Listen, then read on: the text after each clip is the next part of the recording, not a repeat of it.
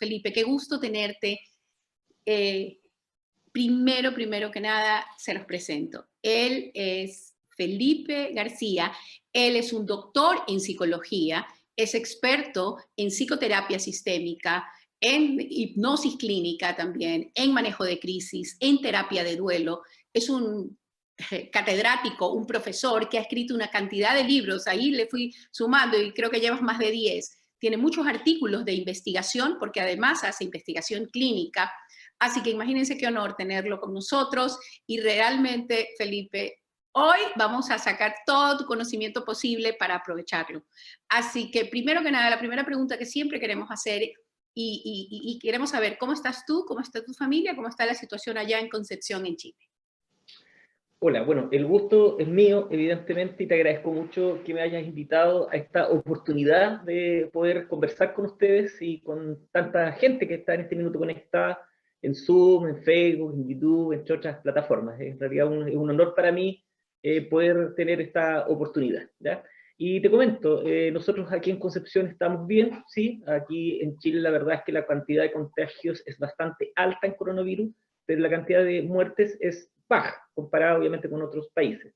Y Concepción, la verdad es que está dentro de las zonas que no han sido quizás tan golpeadas como otras aquí en Chile, y si bien estamos todos en cuarentenas voluntarias, acá en Concepción no es obligatorio, aún así obviamente tenemos espacio para poder movernos un poco más, ir de compra y visitar a algunas personas más cercanas, ¿no? Como mis hijos, por ejemplo. Qué bueno en ese sentido, pues.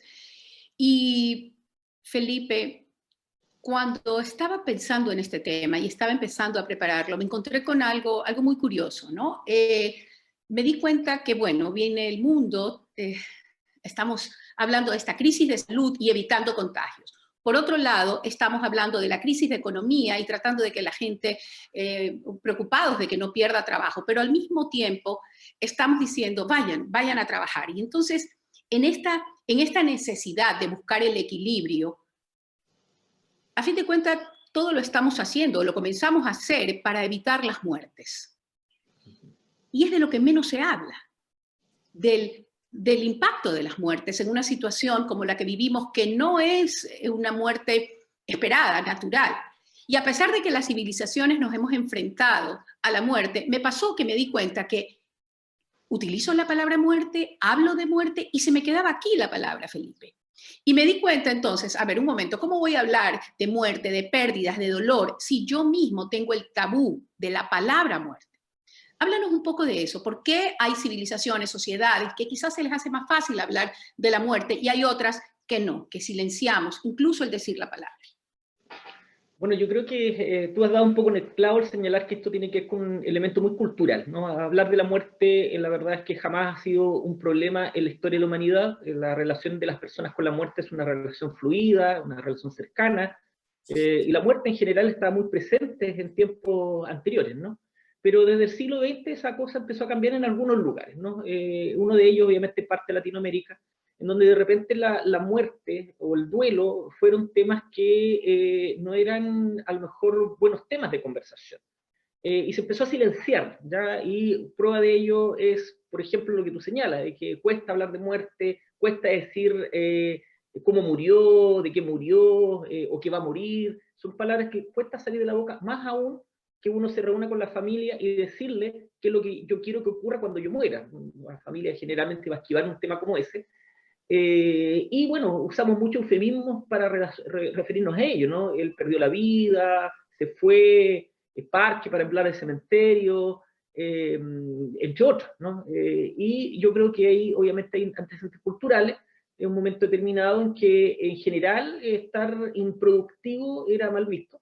Y el duelo, estoy hablando del duelo en específico, vivir un duelo era algo que, si bien antes se podía esperar, la gente duraba un año de luto, por ejemplo, hoy día se espera que salgan pronto de ellos para volver a ser productivos. Yo creo que tiene mucho que ver con sistemas políticos, ideológicos, económicos, sociales, culturales, etcétera. Mira qué interesante, ¿no?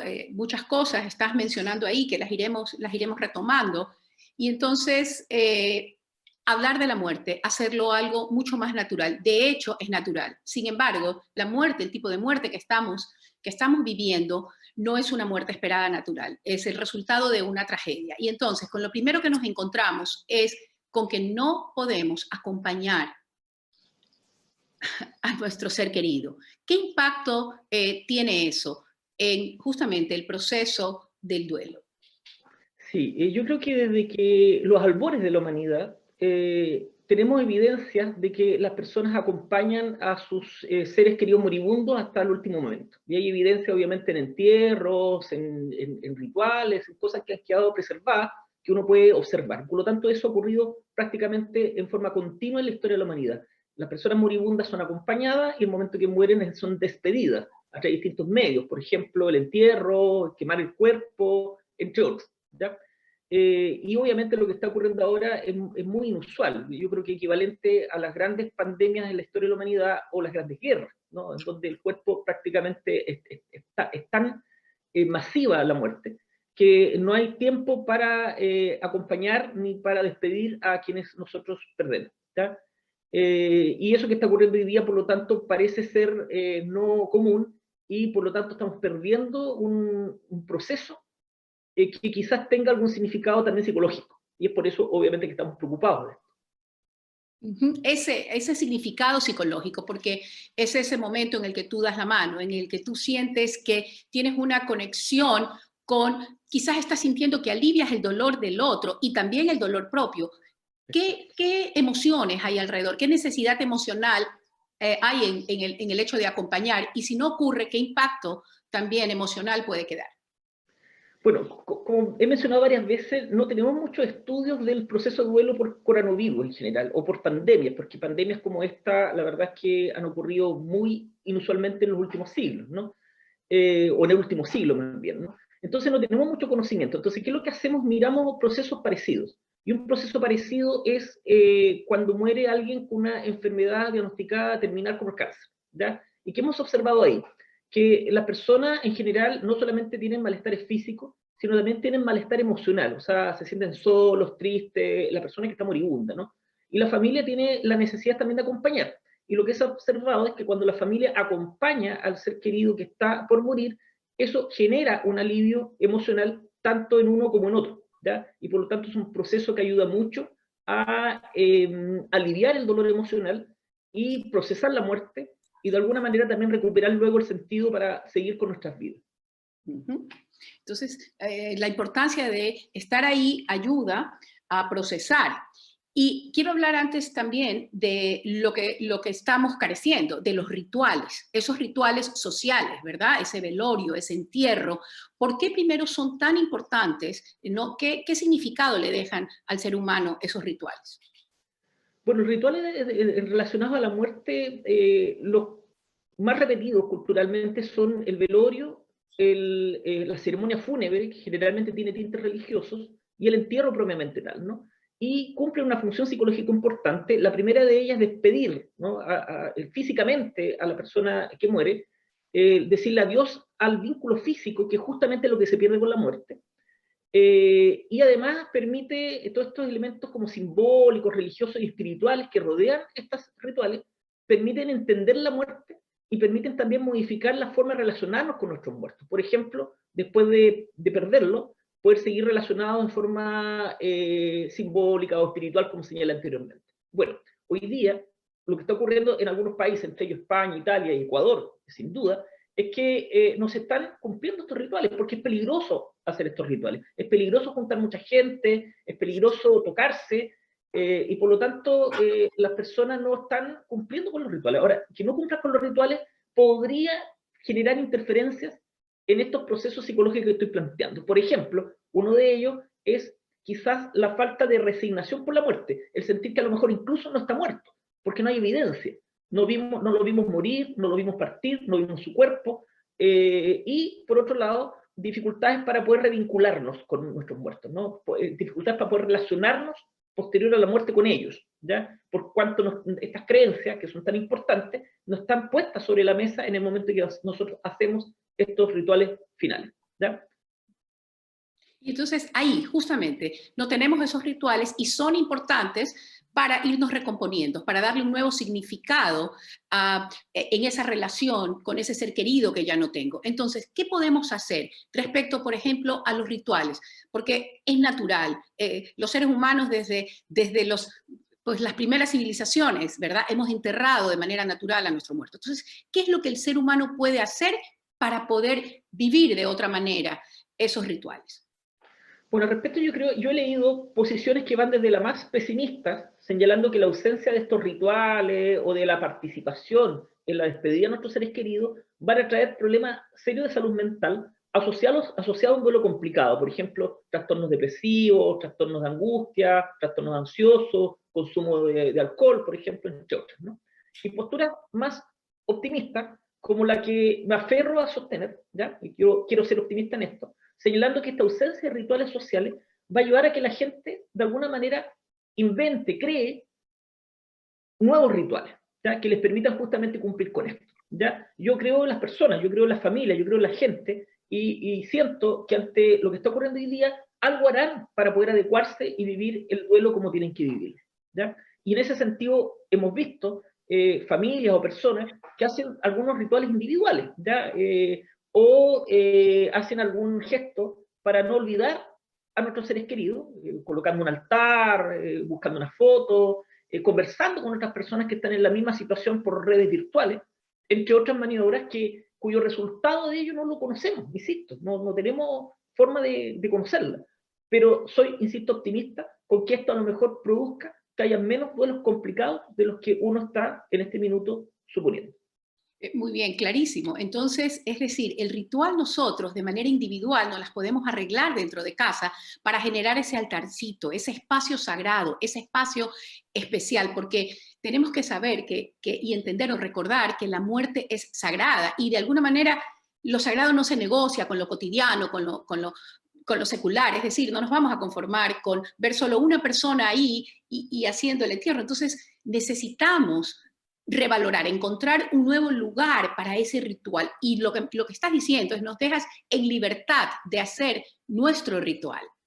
Y esa es una primera parte. La otra, si silenciamos, si tenemos el tabú de hablar de la muerte, entonces el dolor también es tabú. ¿Por qué cuesta? ¿Por qué no dejamos que duela y nos hacemos cargo de eso? Bueno, algo que me voy a colgar un poco de algunos filósofos franceses, ¿no? Que plantean de que el dolor pasa a ser en una sociedad como la nuestra interferencia, porque ¿qué se espera del ser humano en esta sociedad, ¿no? Estoy hablando de una sociedad occidental, donde una economía más bien liberal, entre otras, ¿no? Se espera que uno sea productivo.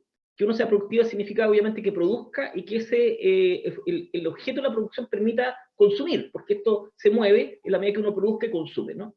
Y una persona en duelo, una persona deprimida, una persona que tiene algún problema mental importante, no puede ni producir ni consumir. Entonces, ¿qué es lo que hacemos? Lo patologizamos. Cosas que antes eran absolutamente naturales, como vivir un duelo, que insisto, está incluso programado, planteado con ciertas indicaciones sociales, ¿no? Esto es guardar el luto por un año, que vestirse de negro, bueno, todo eso desaparece. Se necesita que nosotros nos recuperemos pronto, nos pongamos pronto a producir y consumir. Entonces, al patologizar el dolor, ¿qué es lo que ocurre? Que lo medicalizamos, damos un medicamento para ello, o lo proscribimos, ¿no? Es decir, está prohibido sentir dolor, lo que lleva a que la gente lo oculte, lo esconda. O sea, yo prefiero no decir cómo me siento, porque a la gente le incomoda, a los demás le incomoda, e incluso a mí me termina incomodando el efecto que produce transmitir mi dolor a otras personas, ¿ya? Entonces termina escondiéndose, y a eso le llamamos el silenciamiento del dolor, que es característico en el proceso de duelo en países que no tienen esta conexión tan íntima con la muerte como otros. Entonces, el silenciamiento del dolor es más autodestructivo que la muerte física, Felipe. Entonces, ¿qué hacemos? ¿Qué hacemos para darnos permiso justamente para hablar de ese dolor si es tan necesaria la interacción entre los seres humanos para sobrepasarlo?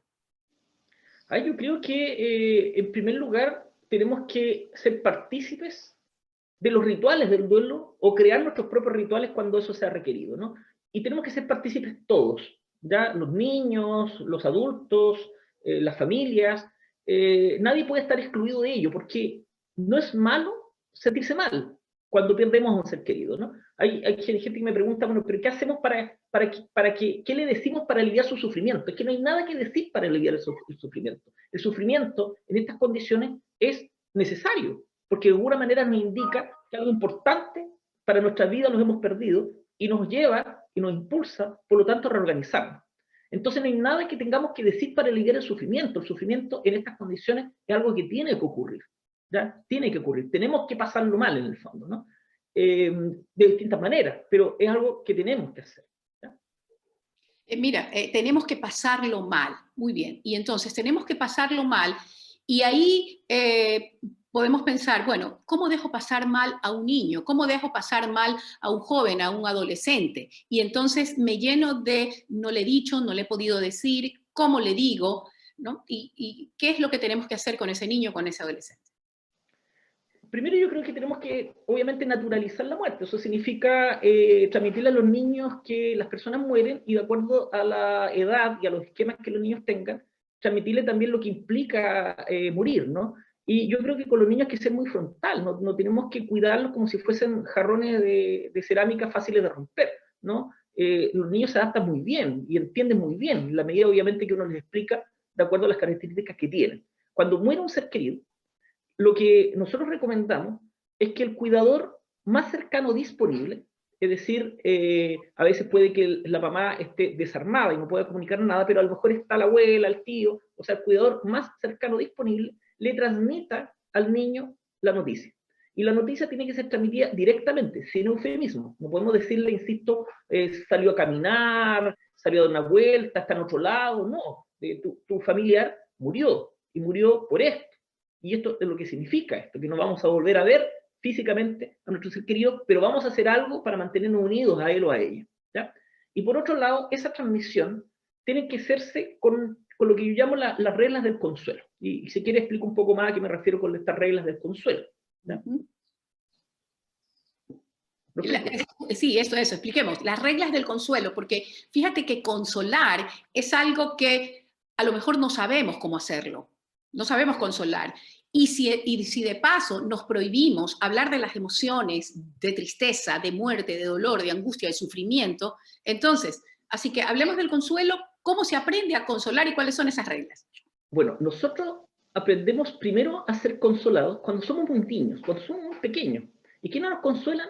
Obviamente nuestros cuidadores, cuando nos ven tristes, cuando se nos rompe un juguete, cuando echamos de menos a alguien, y lo que ocurre ahí es que el cuidador se acerca, pero simplemente recuerden ustedes, ¿no? No es algo que esté sacando ni siquiera en un libro, ¿no?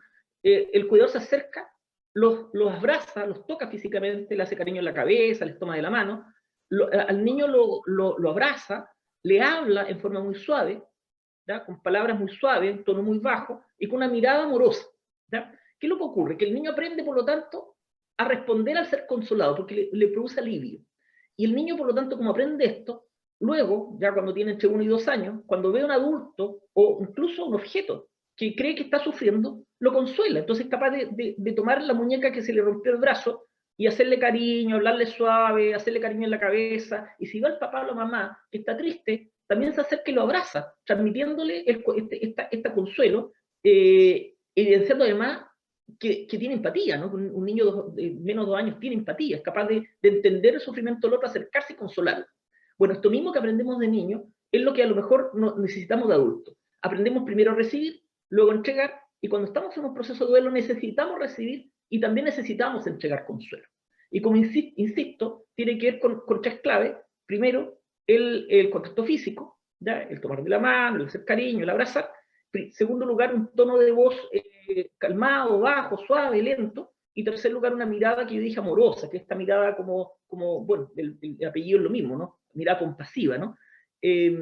Ahora, el problema que tenemos hoy día es que el coronavirus nos impide, nos dificulta la transmisión de algunas de estas claves del consuelo. ¿Ya? Y eso también sentimos que podría traer alguna consecuencia. ¿Ya? Claro, y entonces eso que estamos impedido hoy, ¿cómo lo reemplazamos para seguir trabajando? Mira qué maravilla, el consuelo lo aprendemos, pero cuando lo recibimos, y además el consuelo alivia, ¿no? Entonces, es que somos tan dependientes unos de otros, no nos bastamos solos los seres humanos, ¿no? Entonces tenemos que tener eso muy presente ahora que estamos hablando de evitar estos impactos psicológicos, psíquicos en estas tragedias de muertes. Así que cuéntanos también un poco sobre el tema de ese consuelo, cómo podemos dárnoslo hoy a pesar de las dificultades y las limitaciones. Bueno, usted sabe que la limitación más clara es el del contacto físico, es decir, recibir el consuelo por contacto físico de otros seres queridos al menos se posterga, no lo vamos a recibir ahora, es probable que lo recibamos después, pero en este minuto no lo estamos recibiendo o lo estamos recibiendo de otras personas que le está pasando lo mismo, que están muy cerca, con la gente, por ejemplo, con la cual estamos viviendo. Las claves que se conservan son la mirada y la voz, porque las podemos transmitir por teléfono, las podemos transmitir por las redes sociales virtuales, aun cuando están igual limitadas, porque uno no ve, por ejemplo, ahora yo veo a mucha gente en la pantalla, y yo no veo su mirada, ¿ya? Y no escucho necesariamente en forma adecuada su tono de voz. Yo mismo empleo ahora un tono de voz más alto para poder ser escuchado, ¿no? Entonces, las otras claves son distorsionadas, pero igual están presentes, igual se pueden utilizar.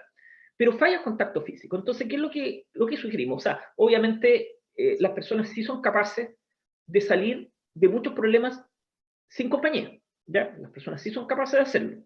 Pero igual somos seres sociales, o sea, necesitamos a los demás, y el consuelo, claro, el consuelo lo aprendemos recibiendo a los demás, pero también podemos ser autocompasivos, ¿no? Consolarnos a nosotros mismos, ¿ya? Ser capaz de tratarnos a nosotros mismos con amabilidad en relación a lo que estamos sintiendo, en relación a lo que estamos pensando. Y entre las personas que viven juntos, igual pueden entregarse de consuelo, porque no es necesario, a ver, en psicoterapia, uno sí consuela a un consultante sin que uno esté implicado. Pero en proceso de duelo, lo más común es que las personas que se consuelan mutuamente son gente que está implicada, es decir, están todos en duelo. Por lo tanto, uno puede dar y recibir a la vez, ¿ya? Entonces, perfectamente en una familia pueden compartir el dolor y abrazarse y hacer cosas juntos en honor del fallecido y también para aliviar un poco el sufrimiento emocional mutuo a partir de esto que estoy mencionando. O sea, es posible hacerlo, ¿ya? Creo que la alternativa de esconderse, de que el niño no vea que estoy llorando, de que mi esposo, mi esposa, a lo mejor está sufriendo tanto que mejor no ve mi propio sufrimiento, yo creo que esas son las maniobras que tienen que ver más bien con esta idea del silenciamiento y que obviamente no ayudan ni a entregar ni a recibir este consuelo que es tan necesario. Mira, Felipe, ¿no? Es decir, mostrarnos vulnerables en ese dolor. Esa vulnerabilidad es necesaria para dar y recibir consuelo. Estás hablando de la autocompasión y de la autocompasión en familia. Y ahí donde están todos sufriendo, podemos consolarnos unos a otros, ¿verdad? Y eso es lo que va reparando. Y vuelvo a repetir lo que dijiste, ¿no? El consuelo alivia. Y ahora tenemos esta pérdida, este ser querido que estaba aquí al lado mío cuando me levantaba, o estaba en la rutina de la mañana, o cuando recogía el café del campo, o cuando planificaba los sueños. Vivía una vida conmigo tan junta, tan cercana, y ahora no lo tengo. Entonces, ¿cómo recoloco?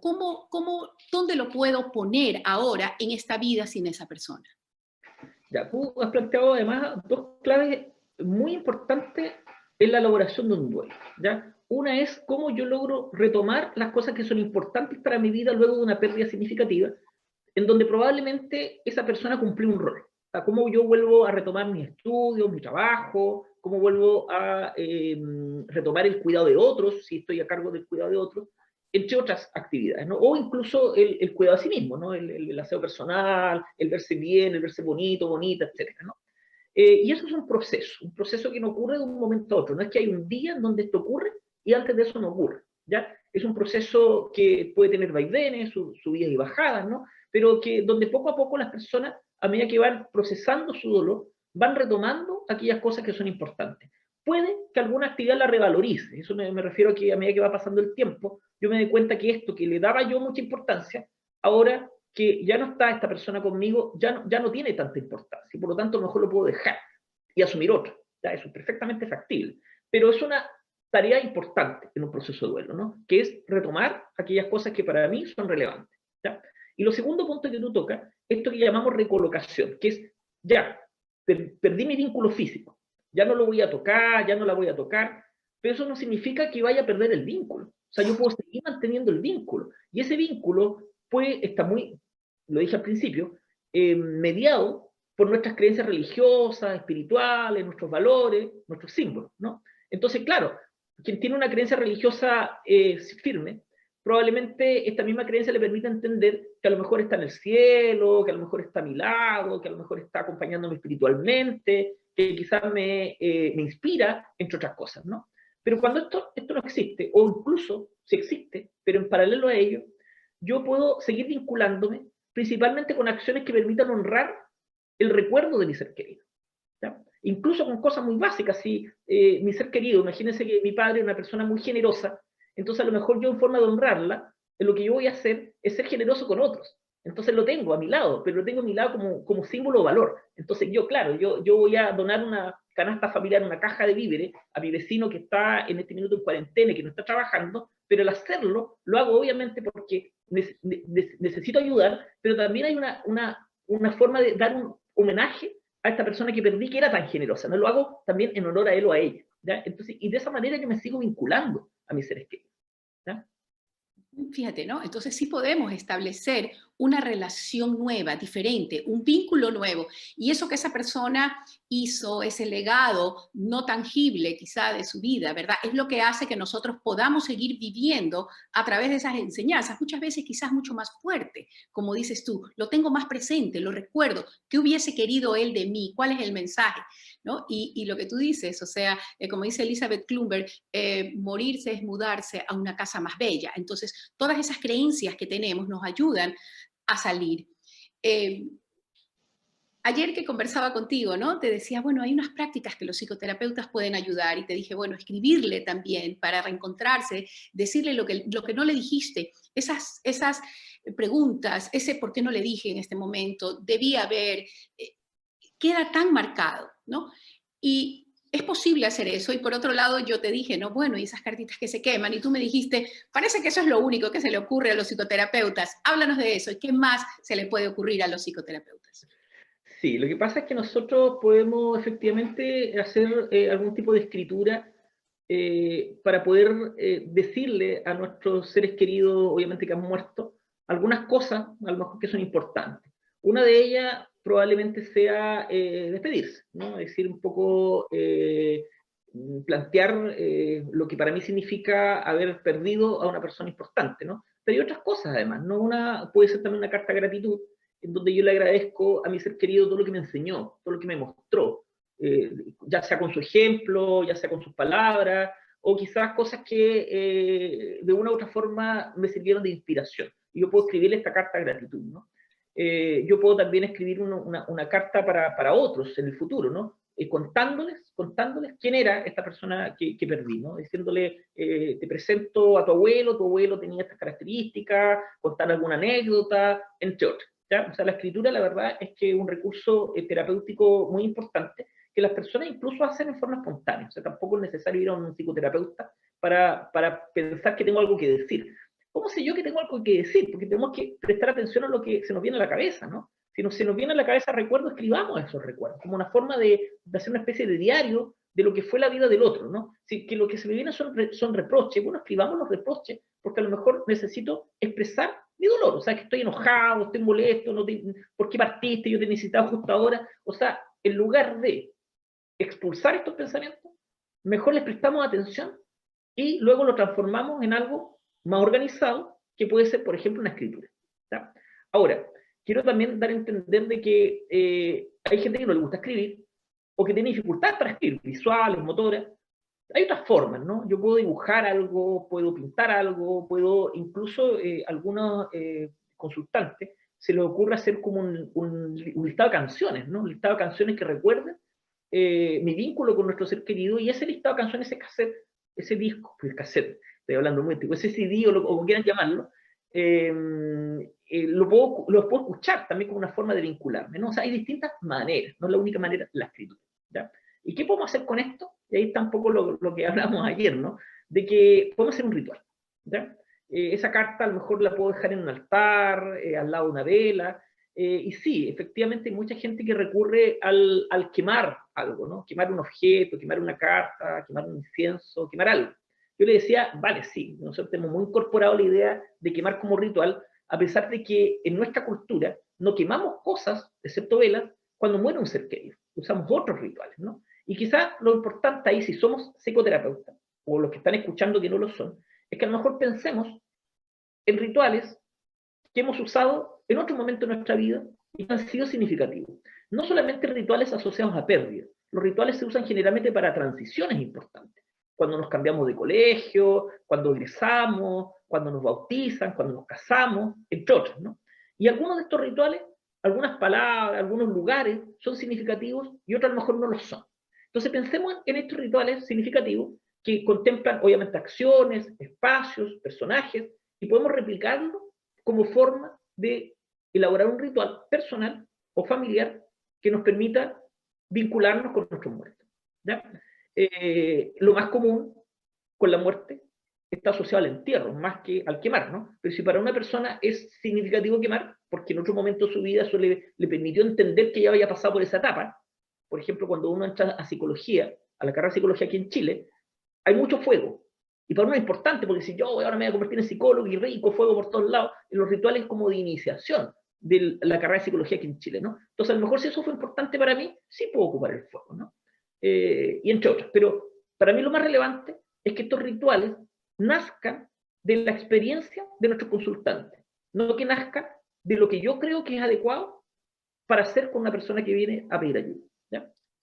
Felipe, entonces estamos, y recordando un poco la semana pasada, la charla con el doctor León Greenhouse, él nos decía que el primer momento de ayuda, ¿verdad? El primer nivel de ayuda es la familia. Entonces nos estás dando algunas alternativas acá para reunirnos en familia, saber que nos consolamos, aunque la pérdida sea de cada uno, sea de todos, la compartimos, pero podemos hacerlo uno con otros. Luego empezar a definir cuál es el ritual que queremos hacer, cuál es el espacio sagrado que le queremos dar y luego cómo vamos a expresar, de qué manera puede ser escrita, hablada. Y algo más, nos estás diciendo que tenemos que respetar, si bien el proceso del duelo es algo cultural, también es individual. Entonces, ¿qué pasa cuando presionamos en la familia y cuando decimos, no se le nota que está triste, debería hacer lo otro, ¿no? Y nos estás pidiendo también que respetemos esa individualidad. ¿Qué nos puedes decir de eso para vivirla también en familia? Sí, lo que pasa es que efectivamente como los significados de la pérdida, dónde los recolocamos, los recuerdos de una persona que murió, por supuesto que nosotros la vivimos colectivamente, no, no es algo que se vive en solitario. El hecho de poder compartir mi emoción con otros justamente alivia porque nos permite expresarlas y nos permite también ser consolados. Por lo tanto, lo que hablamos en una primera parte es correcto. O sea, necesitamos de los demás en general en esta vida. Somos desde que nacemos, ¿no? Somos seres sociales que necesitamos de los demás, ¿no? Sin embargo, eso no significa que todas las personas van a vivir el duelo de la misma manera, ¿ya?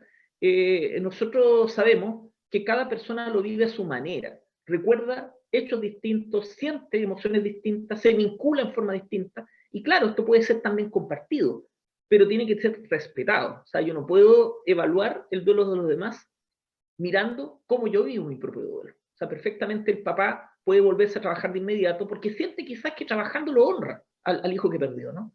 Puede sentir que así lo honra, ¿no?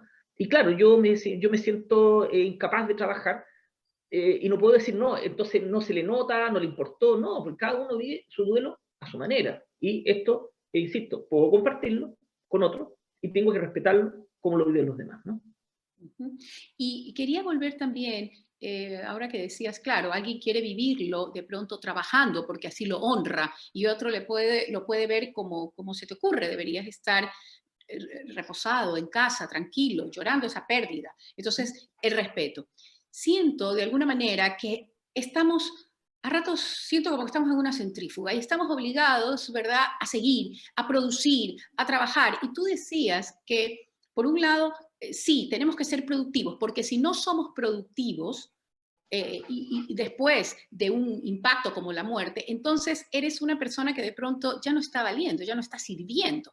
¿No? Entonces es doble dolor, o sea, no puedes ni siquiera vivir tu transición de la pérdida Y por otro lado, ¿hasta cuándo esa paralización inicial de la pérdida es natural? Debe ser. Bueno, como les decía, los criterios cambian por época, ¿no? Antiguamente, una persona muy cercana a una persona que fallecía, se esperaba que el duelo, que estaba asociado a ciertos rituales relacionados con el luto, durara un año. ¿Ya? Eso, ¿ya? Y por ejemplo, las viudas se vestían de negro por un año. Después del año se sacaban el luto, ¿no? Se cambiaban de ropa y ya podían volverse a vestir de color. Sin embargo, con esta idea de apurar el proceso, ese tiempo se ha ido acortando y creo que quienes nos dedicamos a la salud mental, porque formo parte, ¿no? No estoy de acuerdo, pero formo parte, ¿no? Han como patologizado este duelo y han puesto una fecha límite que me parece a mí irrisoria, que son 6 meses, ¿ya? O sea, cuando uno pierde a un ser querido importante, en 6 meses no está listo, en ningún caso, ¿no? Aun cuando personas pueden a lo mejor efectivamente estar a la semana ya viviendo cosas importantes de su vida, a lo mejor expresando menos dolor porque ya no lo siente, etc. Hay diferencias individuales como lo dije anteriormente, ¿ya? Entonces, como no tenemos un criterio tan rígido, mi postura es que lo que uno tiene que observar es movimiento, o sea, que esto fluya, como un río, ¿no? Que va fluyendo, ¿no? Es decir, que quizá un mes más ya he retomado más cosas importantes, a lo mejor ya encuentro más sentido, tengo otra forma de vincularme, y en 6 meses más actividades todavía, es decir, ver cómo voy cada vez tomando más posesión de mi vida y cada vez más conforme con la relación que estoy estableciendo con mi ser querido muerto, ¿no? Esto puede tener perfectamente bache, no es un proceso lineal, ¿no? Cuando vienen fechas importantes, uno decae, ¿ya? El aniversario de mi matrimonio, el día que nos conocimos, el día que me comunicaron la enfermedad, hasta el día que murió, ¿no? O sea, pueden haber fluctuaciones, no es un proceso lineal, ¿ya? Pero uno ve en general movimiento. ¿Cuál es el problema? Cuando se estanca. Es decir, una persona deja de trabajar, 3 meses después sigue sin trabajar, ¿ya? Ahí es donde decimos, ahí no hay movimiento, parece haberse estancado, lo que hay que hacer, por ejemplo en psicoterapia, es algunas tareas que permiten levantar ese dique y que esto siga fluyendo, ¿no? A eso, al estancarse, es lo que le llamamos duelo complicado, ¿ya? Bien. Y fíjate que ahí estoy pensando en esa mezcla de emociones que pueden haber de acuerdo a cómo viviste esa pérdida. Y entonces eso puede estancar más, sobre todo si hay culpa. ¿Cómo se lidia esa sensación de culpa? Te dijeron que lo acompañes y el temor al contagio hizo que tú mismo te impidas a ti mismo estar ahí, ¿no? Y esa culpa por otras cosas también. Entonces, ¿cómo se trabaja con eso? Sí, el tema del coronavirus está generando emociones más permanentes que no son tan comunes en proceso de muerte por enfermedades del otro, ¿no? La emoción más común, ustedes saben que es la tristeza, ¿ya? La más asociada al dolor emocional producto de la muerte de un ser querido. Y otras emociones generalmente duran un poquito, ¿ya? El miedo, la rabia, la culpa. Voy a nombrar esas 3, ¿no? Pero ahora el miedo, la rabia y la culpa se extienden más en el tiempo. Por ejemplo, el miedo, porque está muy asociado al miedo a que me pase lo mismo, ¿no? A contagiarme. Y justamente ese miedo es el que me lleva a no buscar, no entregar consuelo o no acompañar a mi ser querido. Aparte del miedo puede venir la culpa, y la culpa muy asociada a la misma, ¿no? Por el hecho que yo no lo acompañé, no estuve ahí, no lo despedí, entonces claro, puede generar culpa. O sea, yo por protegerme no lo acompañé y resulta que muere y ahora siento la culpa, ¿no? O también la culpa más común de no haber hecho algo que hubiese impedido la muerte. A lo mejor si yo no hubiese invitado ese día, armado esa fiesta, si no le hubiera pedido que me acompañe, no se hubiese contagiado. Y si no se contagia, estaría todavía conmigo, ¿no? Entonces va a haber culpa, ¿no? Y la rabia, claro, la rabia la sentimos principalmente por la deshumanización de la muerte. Es decir, la persona que fallece pasa a ser un número, no es una persona, no tiene nombre, ¿ya?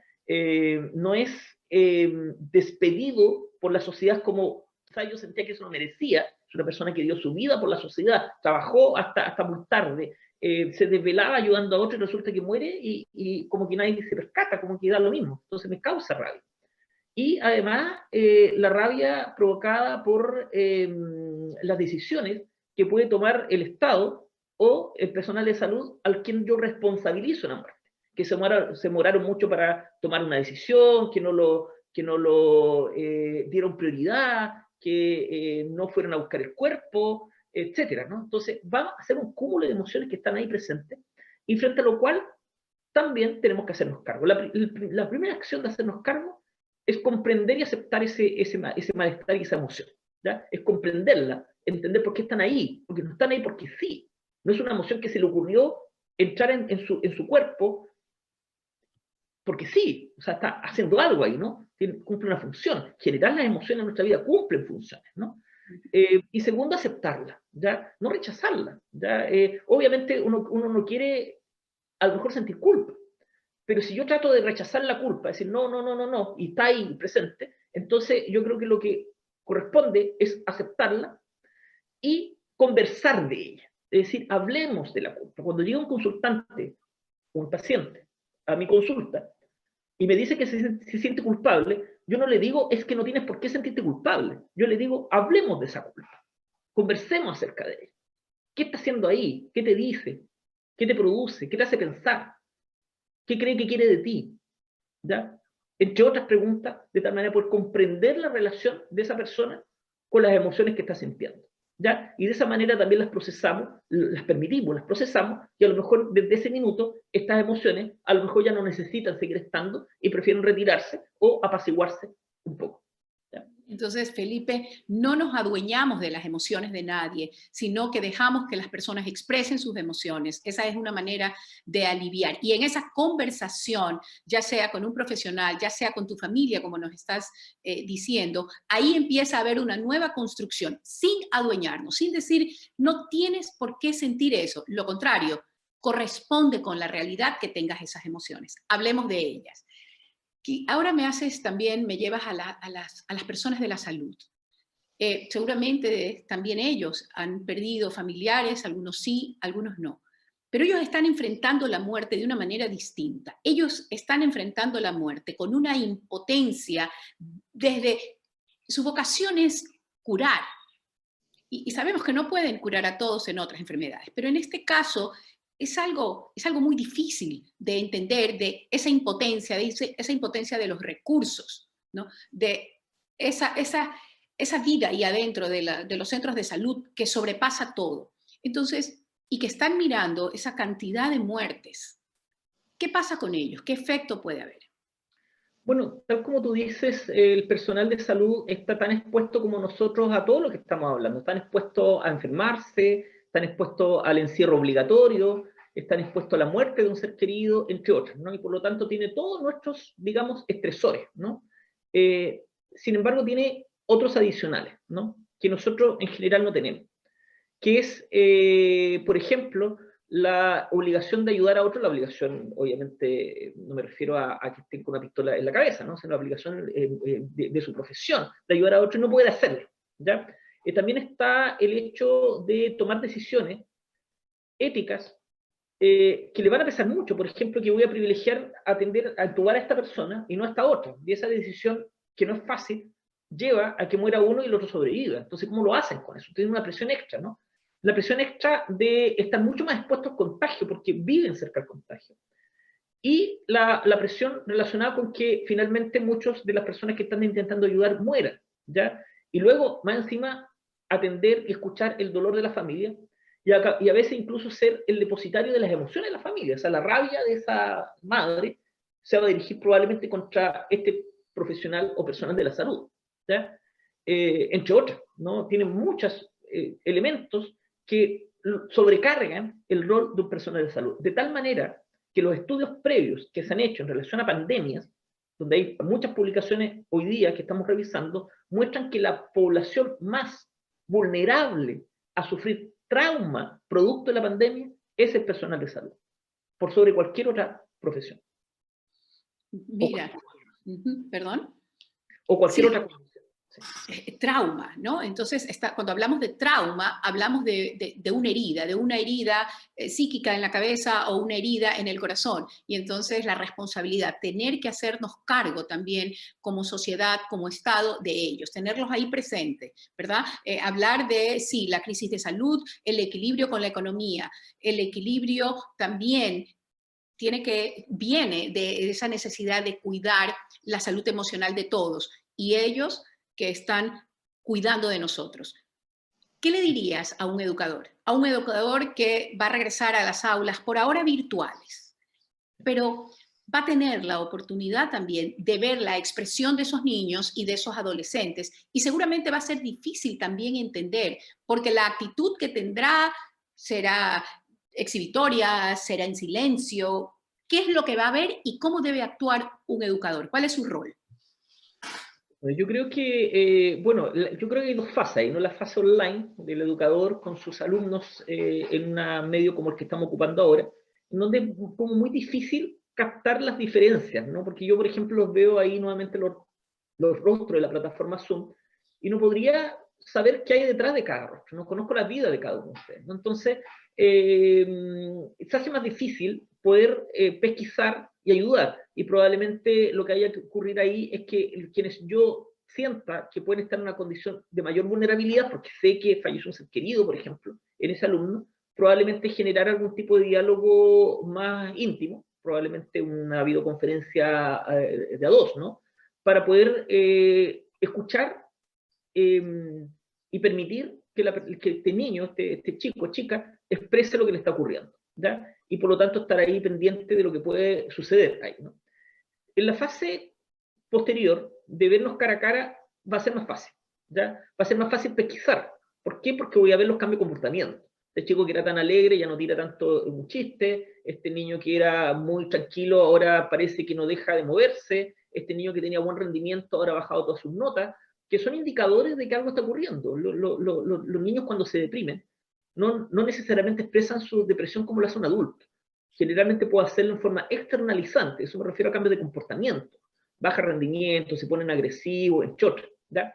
Entonces, si nosotros los pesquisamos, primero, comprensión, ¿ya? O sea, partir con la sanción, yo creo que es profundamente inadecuado. Primero, comprensión. Hay cambio de comportamiento, algo le está ocurriendo, podemos acercarnos, podemos ayudar, ¿ya? Segundo, escuchar lo que tiene que decir, ¿ya? Insisto con algo que le dije al principio, que la misión no es decirle algo mágico a este chico que alivie su sufrimiento, ¿ya? Porque no existe eso, no existe una fórmula, no existe una palabra que yo pueda ir de repente al velorio de un amigo y decir algo a mi amigo y desaparece su sufrimiento, eso no hay. Lo que tenemos que hacer es acoger ese sufrimiento, escucharlo, acompañarlo y vuelvo a las claves del consuelo, ¿no? A lo mejor también consolarlo. Y que ese chico entienda que hay alguien que está ahí disponible para darle un abrazo, para poder llorar, para poder decir cómo se siente, porque está ahí y con el cual yo siento confianza, ¿ya? Ahora, cuando hay comportamientos que pueden ser riesgosos para sí mismo o para los demás, por ejemplo, conductas autolesivas, de cortarse, ideación de muerte o de suicidio, o una conducta agresiva que daña a otras personas que también requieren de cuidado, yo creo que ahí lo que corresponde al educador es pesquisarlo y derivarlo a algún dispositivo de salud donde le pueden dar un apoyo más profesional, ¿ya? Tampoco tiene que hacerse cargo, obviamente, de todo lo que ocurre, porque por algo hay profesionales para poder abordar ese tipo de cosas, ¿no? Entonces, cuando eso ocurre, se deriva. Ahora, quizá lo que debe ocurrir en las escuelas es que la escuela establezcan redes, ¿no? La dirección de la escuela establezcan redes. O sea, si parece un niño que se autolesiona o que está consumiendo droga, producto de, o a partir de esto, bueno, ¿a quién lo derivo? ¿Con quién hablo? ¿Ya? Y esas redes debiesen estar establecidas de más arriba, no le corresponde al profesor, le corresponde a la dirección de la escuela, a la dirección de educación de la gobernación, incluso al gobierno en general, ¿no? Pero tiene que existir para que uno pueda saber cómo proceder en caso de que algo así ocurra. Sí. Felipe, ¿y qué le podemos decir también al profesional de la salud que vive, como hablábamos, esta situación? ¿Qué se le puede decir para manejar la dificultad, el dolor? No sé si entendí bien la pregunta. Yo creo que en general con el decir, yo tengo un cuestionamiento con el decir, no es que se le tenga que decir algo, ¿no? Pero yo creo que tiene que uno manifestar una disposición activa a estar ahí presente, ¿no? El educador también, obviamente también ha pasado por lo mismo. O sea, aquí no estamos parcelados, los niños han pasado, los educadores, los profesionales de la salud, todos han pasado por lo mismo. A esto estamos expuestos todos y todos necesitamos apoyo y probablemente podemos entre todos apoyarnos, ¿no? Formar grupos, recomponer lazos, juntarse con los amigos, etcétera, para poder estar siempre apoyados, ¿no? Querías precisar la pregunta, ¿no? Sí, sí, quería precisar en qué se le puede decir para ellos, para justamente para que ellos puedan sobrellevar ellos esa situación que puede ser traumática o que es traumática? Creo que lo mismo que le podemos decir a los profesionales de la salud, ¿no? Generalmente hay dos niveles. El nivel que es organizacional, es decir, que tanto la institución de salud como la institución de educación genere cambios que permitan detectar y acoger a las personas que pueden tener más problemas y promover el autocuidado. ¿Ya? No saco nada con que yo sugiera a un profesional de educación o salud que haga una pausa activa, que de repente en esa hora de pausa se relaje o converse con algún ser querido, si la organización no le dan ese tiempo. ¿Ya? Entonces, hay un nivel que es organizacional, ¿ya? Y donde yo creo que personas como tú pueden aportar mucho, que trabajan mucho en lo que es el área de salud organizacional, ¿no? Y es un área que es individual, ¿ya? Y en el área individual tiene que ver con todas las acciones que las personas pueden cometer para su autocuidado, ¿ya? Y esos son, no te olvides que hay amigos, no te olvides que puedes decir lo que sientes a otros, hacer actividades que te relajen, que te distraigan, dejar espacio para ti mismo, no solamente para tus tareas o tus obligaciones, ¿no? Y ese espacio para ti mismo tiene que ver con cosas que más te gusta hacer. A veces uno está lleno de obligaciones, cuidar a los niños, trabajar, cocinar, y bueno, y esta cosa que me encantaba tanto hacer, que es leer, que es ver mi serie, que es tejer algo, que es escribir, que es dibujar, bueno, ¿dónde lo dejo? Yo creo que hay que generar un espacio para ello. Algunas actividades de autocuidado requieren mucho tiempo, pero otras no requieren tanto tiempo. A veces darme 5 minutos para meditar, para hacer un ejercicio de respiración, o simplemente para tirarme en la cama y mirar el techo. O sea, hay muchas cosas que uno puede hacer, pero no podemos perder de vista que el cuidado de nosotros es fundamental, tanto para nosotros mismos como para cuidar a los demás. ¿Ya? Bien, entonces nos haces recordar que tenemos que poner en el centro de esas organizaciones, de esas empresas, al ser humano, para ayudarlo a recomponerse. De hecho, estamos viendo que hay una necesidad, ¿verdad? Reinvención, de volver a salir adelante, de encontrar un camino. Es por ello que tenemos que tener esa responsabilidad de ayudar a sanar, ¿no? Hacernos cargo también de alguna manera o dar una vía emocional para que la gente pueda ir reparándose, ¿no? Y luego efectivamente pueda ser una persona productiva. Mira, estamos llegando ya casi al final y me encantaría, por favor, que de todos los libros que tienes tú, ¿cuál nos puedes sugerir? ¿Cuáles podemos leer? Y sé que hay un sitio web donde podríamos comprarlo, buscarlo de manera internacional, ¿no? Pero dinos eso, a ver, ¿qué encontramos por ahí? Bueno, ¿qué les puedo contar? Por ejemplo, tengo este libro que se llama, este es que recomiendo como, además sale muchos capítulos de duelo y de trauma, que se llama Terapia Sistémica Breve, Fundamentos y Aplicaciones. Ahora, la gracia que tiene este libro que estoy mostrando acá es que tiene una versión digital que ustedes pueden descargar gratuitamente, ¿ya? Que se llama tal cual. Lo buscan por Terapia Sistémica Breve, Fundamentos y Aplicaciones, colocan mi apellido en Google y le va a aparecer el PDF que pueden descargar, ¿ya? Porque yo lo colgué en mi página de ResearchGate, que es una página donde uno sube sus publicaciones. ¿Ya? La voy a escribir aquí, repíteme, ¿cómo se llama? ¿El libro o la página? La página, ajá. Ya, lo voy a escribir en el chat. Eso, escríbela ahí, perfecto, ahí todo el mundo la ve. Ahí la va a poner. Mira, ahí están diciendo que no se entendió. Ahí te están dando en el acento chileno, Felipe. Claro, sí. Es que es acento gringo porque está en inglés. Ok. Así está, ahí lo noté bien, ¿no? Ah, pero estoy mandándolo en privado a alguien. Voy a esperar. Allá, ahí le pones a todos. Muy bien. Ahí me buscan por mi nombre, Felipe García, Felipe E. García, que es mi nombre para publicaciones científicas. Ya, research, ahí está. Pueden buscar todo lo que tengo. Tengo ahí capítulos de libros, tengo un par de libros digitalizados, que lo pueden ahí descargar. O si no, lo buscan simplemente en Google, ¿no? Entonces, este es el primero que yo recomiendo para ello. Ahora, quien no es psicólogo, porque yo creo que en esta charla hay muchos que no son psicólogos, hay un libro que también puedo recomendar que lamentablemente este no está digitalizado. O sea, habría que buscarlo en una página para comprar libros online, ¿no? Que es este, se llama Historias de Cambio, que es un libro de historia de psicoterapia, de situaciones contadas por los terapeutas, pero en un lenguaje mucho más cercano y nada científico, ¿no? Y son, si no me equivoco, 101 casos, entre los cuales hay varios también de duelo, de trauma, de trabajo con niños, de trabajo con adolescentes. Insisto, con una lectura muy fluida, yo diría incluso entretenida, ¿ya? Y este libro, Historias de Cambio, ¿sí? Ahí está justamente escribiendo María Elena, que son de lenguaje muy sencillo. Este libro lo pueden encontrar, igual que el resto, en una página que se llama buscalibre.com, que es la página que de hecho tiene todos mis libros y que hace envíos internacionales, ¿no? Que también... Buscalibre.com. Ya, Exacto. muy bien, ahí está, perfecto. Excelente. ¿Y tú tienes también artículos escritos en estas páginas? ¿En cuál te encontramos a ti? En ResearchGate, en la misma página que les mencioné anteriormente, van a encontrar varios capítulos de libros sobre trauma, sobre duelo. Ya de repente hay algunos capítulos que dice que están disponibles, pero me los tienen que pedir. Ahí fácil, dice, necesito el capítulo y se adjunta. ¿Por qué? Porque tienen copyright. Entonces, como tienen copyright, no están públicos, pero si me los piden, se envían. Capítulos o artículos de investigación. Libros no. Libros solamente los dos digitales que les dije, esos están ahí y el resto no se puede compartir. ¿Ya? Muy bien. Bueno, ¿qué te puedo decir, Felipe? La gente acá nos puede decir un montón de cosas. Pues te dicen muchas gracias, excelente aporte para mi vida, lo compartiré con otros. Están repitiendo acá tus historias de cambio, tus libros. Entrar a las páginas, nos están preguntando dónde, ahí. Muchas gracias. Te piden libros de adolescentes también.